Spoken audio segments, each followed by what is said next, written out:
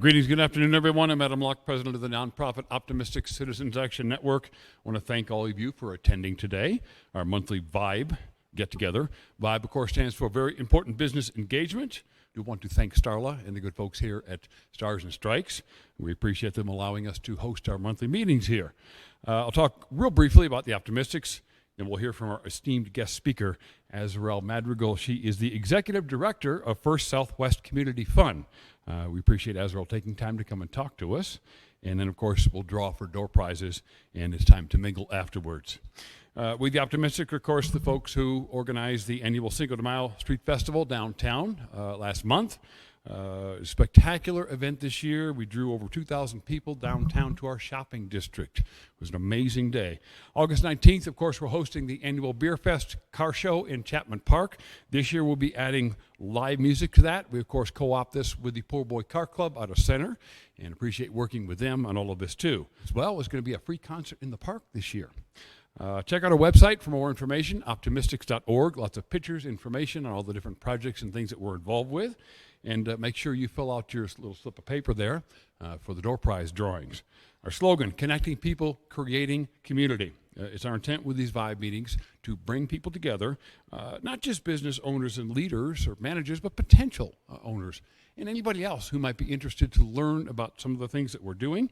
We offer a short 15 to 20 minute informational presentation every month and the opportunity for you to ask questions and, of course, mingle as well and network with fellow people. Without further ado, let me present this month's special guest speaker, Azarel Madrigal. Oh, hello. Welcome, everybody. It's so great to see some familiar faces, some new faces. My name is, again, Azarel Madrigal. I am the executive director of the First Southwest Community Fund. Let me first just say this has been such an amazing group to follow on social media, and it's been amazing to see all the things that y'all been able to accomplish to bring business and foot traffic to the downtown shopping district. I will say also that Monte Vista has a place dear, close to my heart. I got the opportunity to work in the city of Monte Vista. It was my first big girl job right out of college, and it was truly amazing to get to know this community, and this community will always gonna have a special place for me, and it's so just lovely, and it's amazing to have seen it grown and flourish already so much in the past like 5-8 years. So I guess a little bit about my organization. I'm gonna cover a little bit about who we are, our model, what we can do, offer communities and businesses, and also just a little bit of the things that we want businesses to be mindful of as they start up, as they are trying to reinvent themselves, and definitely as they can be weary and cautious of some of the not so great things about starting a business. That's important to talk about because they're really great to know ahead of time, so you know when you're jumping into a new business venture. So the First Southwest Community Fund has been around since 2015. The First Southwest Community Fund was founded by First Southwest Bank. Some of y'all may be familiar with the First Southwest Bank. There isn't a branch here in Monte Vista, but they do have branches nearby in Center and in Alamosa. So First Southwest Bank is a CDFI. That's a special designation from the Treasury Department. That means that it is a community development financing institution. And essentially what CDFIs do, they're still a bank, but they have access to special funds to really invest in the community, invest in areas that are underserved by financial services. And what they saw was that even though they had access to these kind of programs and the Small Business Administration, SBA funding, and other pieces, that there was still a clear gap in the type of resources that businesses needed, especially startup businesses, that they still weren't able to meet, and kind of why the nonprofit came into fruition. One of the things that, of course, folks that may be watching this after the fact online can check out on our website, fswcf.org, is our 2022 Impact Report. For us, for a nonprofit, our Impact Report is like our report card. And this report goes into a little bit deeper detail on the type of businesses that we have helped and our total impact. In this past year alone, we were able to invest a little bit over $2 million into rural Colorado. Our footprint isn't just the San Luis Valley. If you will forgive me, but I don't have the San Luis Valley specific number off the top of my head. But we also work over in the Southwest area and expanding out into helping some businesses into Southeast, Northwest, and Northeast. So we are really, our commitment is to rural Colorado and the barriers that rural businesses experience. one of the things, kind of our primary function is providing lending capital. So we, even though we are a 501c3, we're what's known as an impact loan fund. So our job is that we work not just with government programs, so we do work with USDA, we work with state programs such as the Office of Economic Development and International Trade, but we also work with private philanthropy, and foundations and folks that want to see their dollars work beyond a grant, right?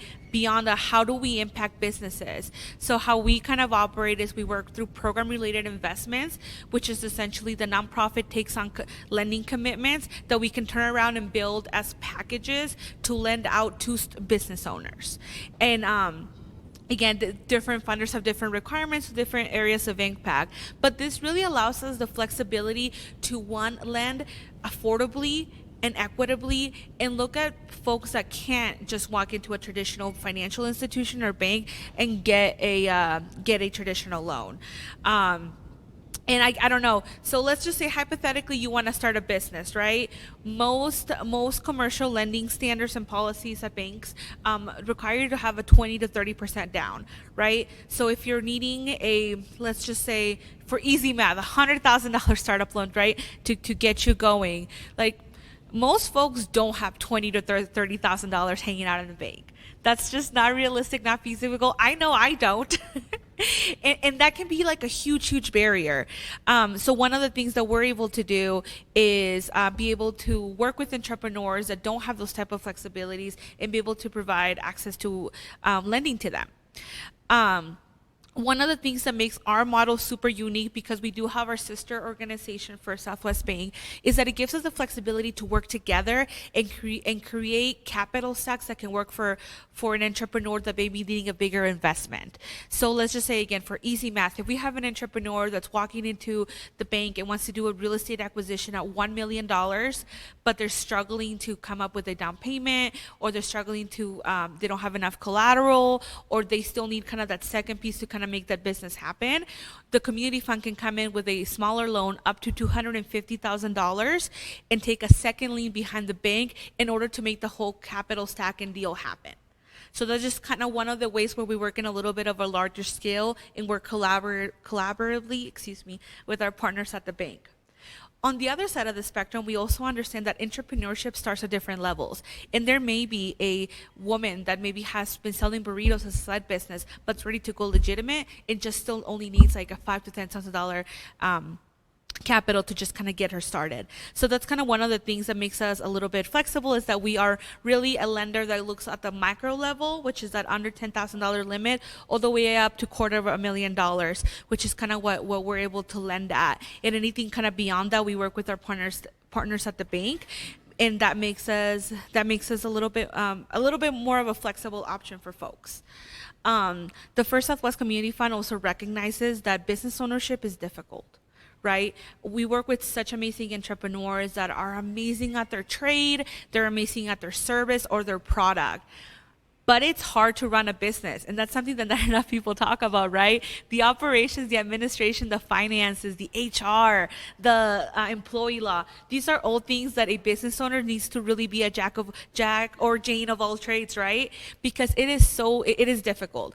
And that's one of the things that we really pride ourselves as is being able to provide those tools to give the entrepreneur at least a baseline understanding for them to be able to manage all those pieces. Because if those pieces aren't in order, the business isn't going to be successful, right? It doesn't matter how amazing the service is, doesn't matter how amazing the product is. If the cash flow isn't there, if the management isn't there, if they're missing liability insurance and some of these really basic administrative things, then that's gonna put the business at risk. So one of the ways that we do this is that even though we are an impact loan fund, we also have a very heavy focus on programming and technical assistance, and that can look very different because we have a couple different options. First and foremost, some of you may have heard this because I think y'all have been great at helping us promote this in your community, is we'll provide quarterly workshop series that focus on a specific topic. And a lot of the time, through our philanthropic relationships, we're able to provide opportunities for businesses to apply, businesses or up and coming entrepreneurs, if they're not established yet, to apply for a small operating grant to get them started. And some of the workshop series really depends on the community feedback.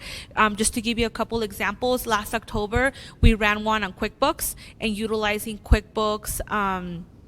And just really entry level, right? Like, you have a business, maybe you started out on having all your expenses on a bajillion Excel sheets.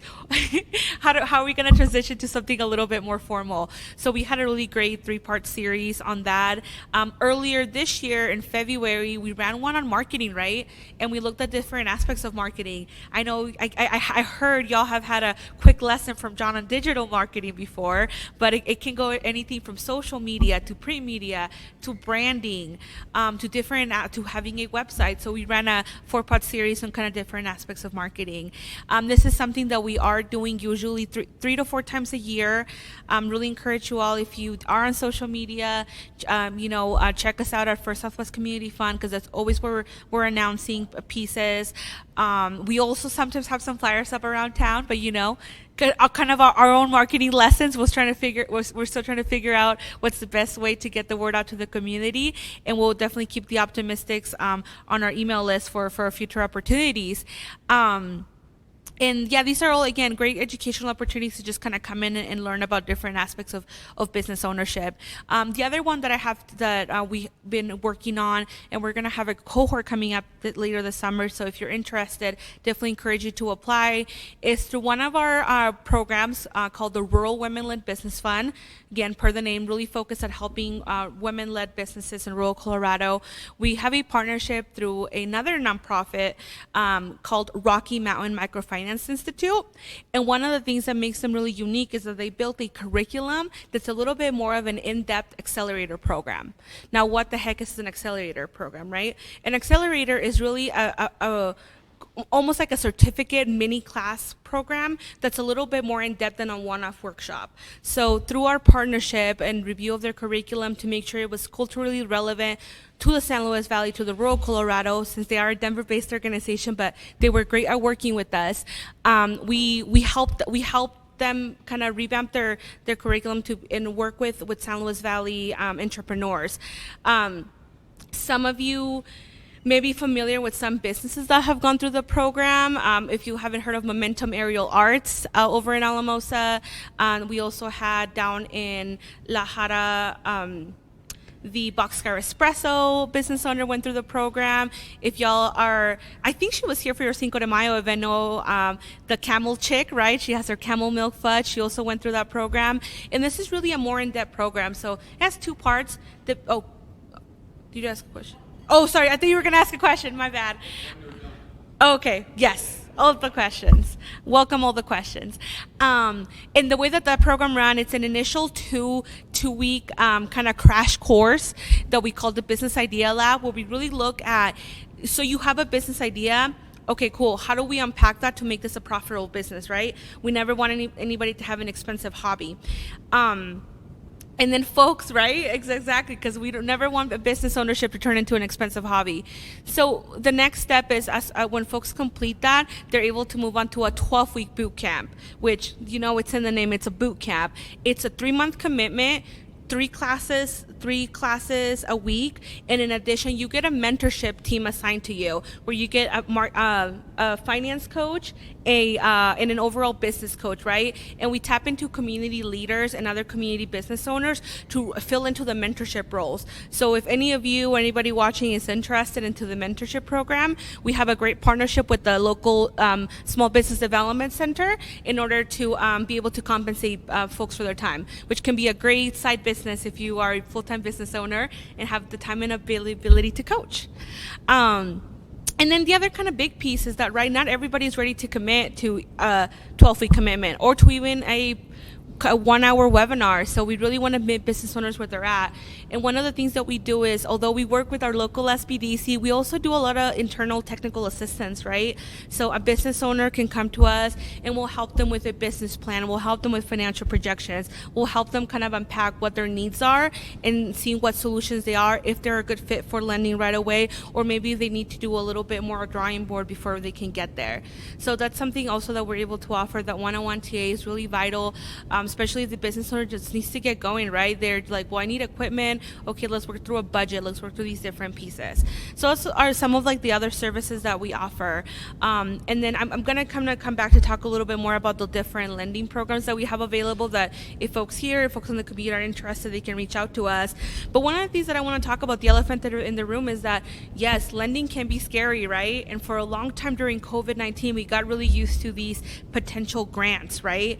That we were getting from during recovery. And just to be completely blunt with you, a lot of those programs have been phased out, and we do live in a post-grant world where those opportunities don't come as often. And we're really looking about well, how can we look at entrepreneurship and business ownership from an equity perspective, and realize that not everybody is going to be ready to go, and they maybe would have really needed a grant to start out and maybe not ready for lending, or maybe they see lending as something that's really difficult, or they don't want to make the jump into a loan. So again, acknowledging that is a thing, but I just want to confirm that there are such things as good types of debt, right? Because as we work with business owners, the last thing that we want to do is for them to fall into bad types of debt, right?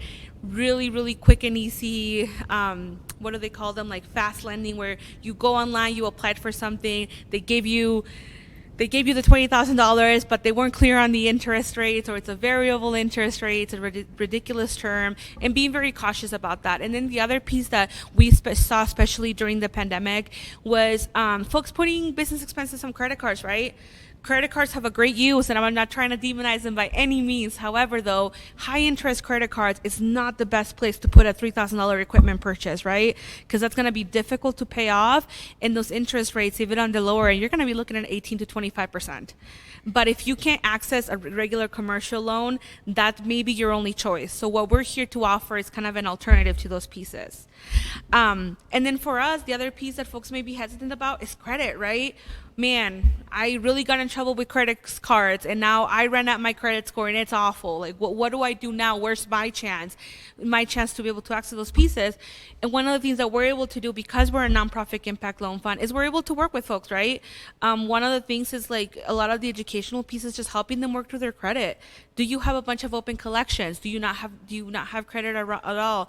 How can we work with you, just making sure that at least you have them at a good place so you can access funding sources, and that number isn't the only deterrent for you to not be able to access a solid funding source to invest in your business.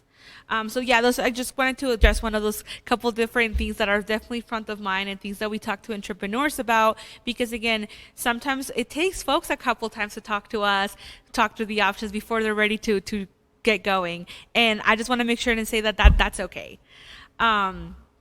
Again, I'll just do a quick summary of some of the programs that we have, then I'll open it up to questions. Right now, we have a partnership with OEDIT, the Office of Economic Development with the state, and we have this great program called the Colorado Startup Loan Fund, loans up to $150,000, 6.5 fixed interest rate with a term of up to 7 years. And these funds are really open again to folks that just have to be a business located in Colorado, rurally based, and a solid business plan, right? Because we always need those. And the other two loan funds that we have eligible for folks here in the Monte Vista area is we have our Fortaleza fund, Fortaleza meaning resiliency in Spanish, and that's really focused at helping the immigrant community and helping them establish like a legitimate business, and that fund is open to folks regardless of their legal status. So we're really flexible with working with folks. And then the third is again our Rural Women-Led Business Fund. I talked a little bit about the educational opportunities, but that is a loan fund up to $75,000, 3.5 fixed interest rate, aimed at helping women-led businesses in rural Colorado.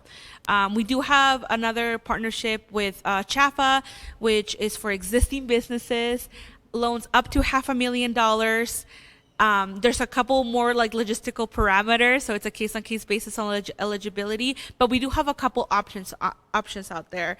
And again, whoever's watching this later on, or to any of you that think that you might qualify or that think that you need help, it just always starts with a conversation. So never feel like you're gonna waste any time or anything like that. I always want to encourage folks, like, just come talk to us. Maybe we start out with education, maybe we start with one TA, one webinar, and maybe we don't help you with the loan till a year from now, and that is okay. So yeah, one of the other things that I just kind of want to say before I conclude is I want to give a huge shout out. One local Monte Vista business owner, y'all may know her, Jessica Lariva with Tumbleweed Bread. She actually serves on our Rural Women-led Business Fund Advisory Committee, and she's been a great champion, and we were able to help kind of her business get and going. So that's kind of one local example, and we love Jessica, and she's phenomenal, and of course always her bread is amazing. I'm going to say she makes some amazing bread. Amazing bread, right? And she's all over the valley now. So yeah, just wanted to kind of share that local example. But that's kind of it. I know I just kind of put a lot of information out there. There's, again, a lot of great business examples, spotlights, and about our work for Southwest Bank and about our kind of report card for 2022. So definitely check out the impact report, fswcf.org, for Southwest Community Fund on most social media platforms. And don't hesitate to reach out. I'll leave some business card, and you can put my contact information on the video. And yeah, I'm happy. Guess that's it for me. I'm happy to answer any questions. As a nonprofit, you offer a lot of these services, helping people get started for free, correct? Yes. Yes, most of our, well, actually not most, all of our opportunities, consultations, TA, education are free. Again, we really work with business owners where they're at. So we are aware that sometimes they may take multiple technical assistance, multiple conversations before we get somewhere. So yes, there is no cost for our services. We are free. The financial counseling is free. And often if we aren't able to help you, well, we're happy to make referrals to other resources, such as the SBDC or other pieces. But yes, thank you. Yeah, our services are free. You've mentioned the SBDC. Do we have a new director here in the Valley at this point? Not quite yet. There is not a new director for the San Luis Valley SBDC yet. Right now, Aaron Keck with the Alamosa County Chamber is kind of the one helping fill into that role. So if you have somebody that wants to get in contact with their consultant, she's kind of the in-between person for now.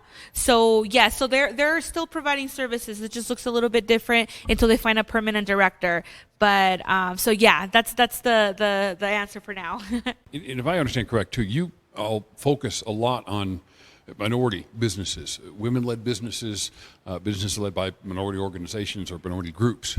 Definitely, no, and think that's a great question. Yes, our organization is definitely committed to diversity, equity, and inclusion, and seeing how we can provide support across for folks across different demographical backgrounds. Again, understanding that low income, medium income, it may be racial, ethnic diversity. Racial, ethnic diversity, and different barriers that everybody faces. And a lot of it is our partnerships, right?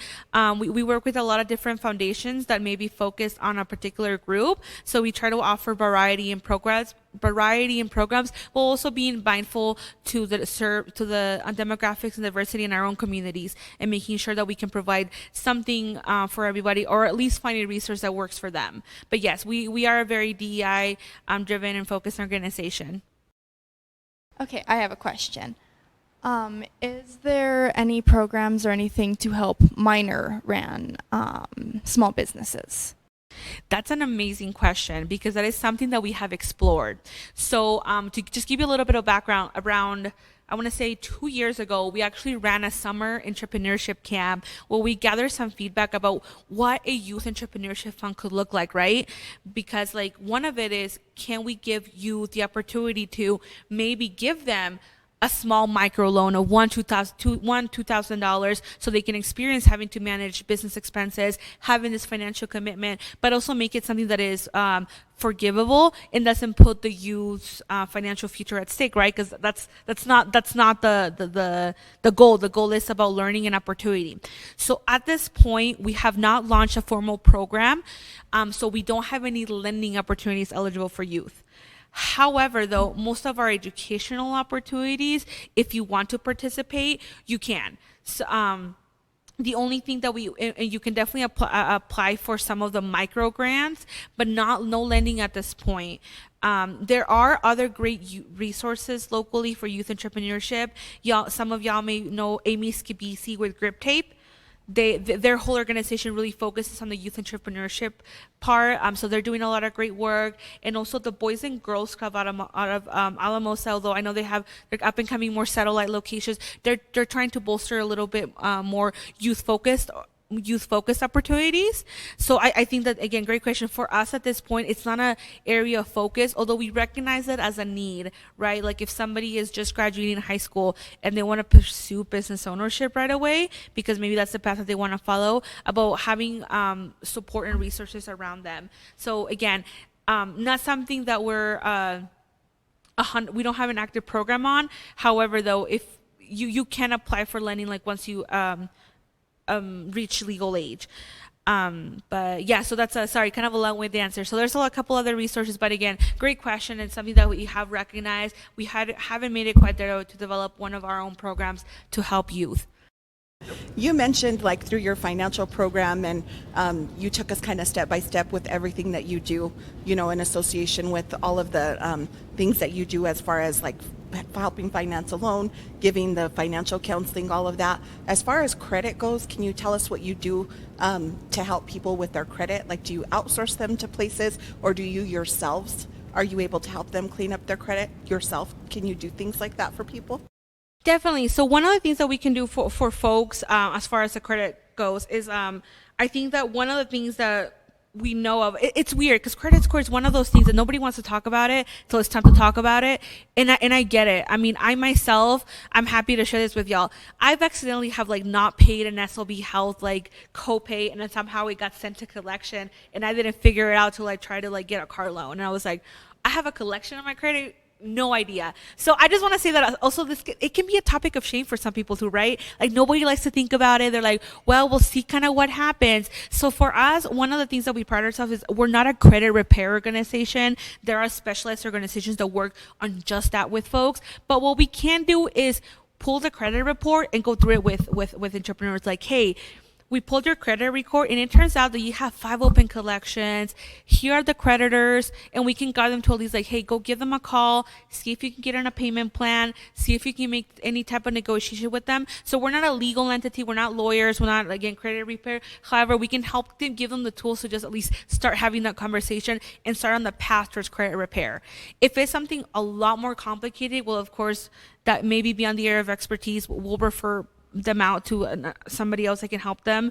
But for us, it's just about kind of like getting the report in front of them, seeing like, okay, what is happening on your report, and just encourage them to start those conversations. Because again, that's kind of the biggest thing that we see, that a lot of folks don't pay attention to that until it's time to do something more formal like that, and then things come up. So it's more about just kind of starting and guiding them. I've heard that a lot. I've heard like it's a huge hindrance for a lot of entrepreneurs, especially just because I work in a tax office and I see that with people that are coming in with independent self-employment businesses. They say that it's so hard to get a loan, and they're like, oh, well, we don't want to go check our credit. We don't want to, So it's good to know that you offer services like that so that people are aware that they're available and they don't have to be afraid to go in and ask about those things. Thank you. Yeah, and thank you for that correct question. And I think what I always like to tell entrepreneurs is that, like, in part of John's question about our services being free, even though we are an impact loan fund and we have flexibility, there are still times where we might have to give a no or a not now. But the thing is that if you don't get started, like for us, if you go through the process with us, we find your credit score and it turns out like it might be a not now because it's going to take you a lot longer to repair, that's okay. But at least you got started. So for us, it's not just about can you get a loan? Let's close you out so that we can just get you off our plate. It's about like, you may come in, we may have a not so favorable credit thing that like, we just cannot do this right now till you get this figured out. And that's okay, because we still were able to provide a service. You still walked away with the value, at least having some legitimate next steps to work towards your goal, even if it's we can't give you a loan right now. Can you give us a little bit more details on Fortaleza and how that looks? Yeah, I'm happy to talk a little bit more about that. So we have a great mission-led philanthropic organization that allows us to that helped us build this fund, that they're comfortable with knowing the added risk of potentially lending somebody whose legal status may be up in the air or they may be in between. First and foremost, though, huge shout out to Flora and Angelica down at the SOB Immigrant Resource Center. They have been a phenomenal partner in the Valley in helping us with the Fortaleza Fund. So how it logistically works is that the Fortaleza Fund is truly inclusive for those who identify with the immigrant experience. So when we say, so their legal status can be anywhere from undocumented, maybe they are already a U.S. citizen, maybe they have a permanent residence card, maybe they're DACA. So that's a huge part of our population, that they're kind of in this limbo space, right? Or they can be refugee, undocumented status. So gives us the flexibility to be really open to that. And of course, there's always confidentiality when they come to us and disclose their status. So how that works, when somebody that may not have a credit score at all, we looked at character-based lending. So what that means is that although these folks may not have a formal credit score, they pay bills, right? They pay a phone bill, they pay rent, they pay their water bill, they pay utilities with the local cities and counties. And that establishes credit history, right? Because it's establishing the fact that this individual isn't past due 3 months on their bill, right? They have a positive repayment history. So what we do, again, because of our funding source that allows us to have this flexibility, is we establish positive character lending through their history. And we are creative, and we have these, they're called established character lending forms, and it's like a 2-page form that we ask, like, hey, give it to the city, give it to your landlord. It's just confirming, like, hey, X person has been with me for 3 years and they have never been late on rent. They've been really on top of it. They've on all those things, and that's how we establish character history. And we're able to utilize in substitution with the credits for a credit score for those folks that may be of undocumented or just not have an established credit, because maybe they just became a citizen, right? But they're already 45 years old, just got a social, and have no credit history whatsoever. So that's kind of another scenario where that we will look at okay, well, let's establish your character, your repayment history, with those other options. Well, thank you very much for having me. Once again, thank you, Azarel, for speaking to our group today. We appreciate you coming out. Again, want to take a moment to thank our gracious host, Stars and Strikes, here for allowing us to host our gathering. It's a great example of what we're focusing on, is networking with fellow businesses. If you're looking for a fun place to come out and host a meeting or a gathering, reach out to Starla and her crew here. They'd love to sit down and talk to you about what they can do for you. Thanks again for coming out. It's great to see everybody. Our next Vibe meeting is July the 7th at noon right here. And of course, our special announcement, which I held to the end, is that we're going to be moving our Vibe engagements starting in August to the Valley 3 Theater. Special thanks to Bob Richards for doing all of that. It's going to be a lot of fun. We've got a dynamic lineup of speakers to wrap up the rest of this year. Of course, check our website, OptiMystics.org. Stay up to date on what we're doing. We invite you to attend any of our meetings. They're always open. Bring your fellow businessmen, your friends, your associates with you. Come on out, get involved, and learn about what we're doing. We'll see you again next time, and thanks for coming. Time to draw doors prizes and network.